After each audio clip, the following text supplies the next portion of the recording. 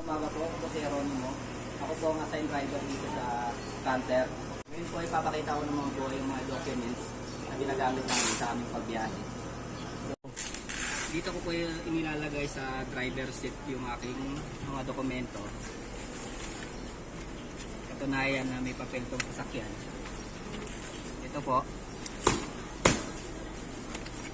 Ito ang mga kailangang dokumento para sa sasakyan. Una, ang vehicle's registration, ang OR or yung official receipt, tapos ang CR or Certificate of Registration, pagkatapos ang kanyang photocopy of insurance. The logic behind keeping these documents in your car is to provide evidence to the proper authorities that your vehicle is registered with the Land Transportation Office and owned and driven by authorized individuals.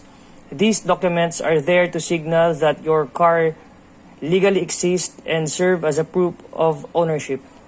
Bali yun po, maraming salamat po.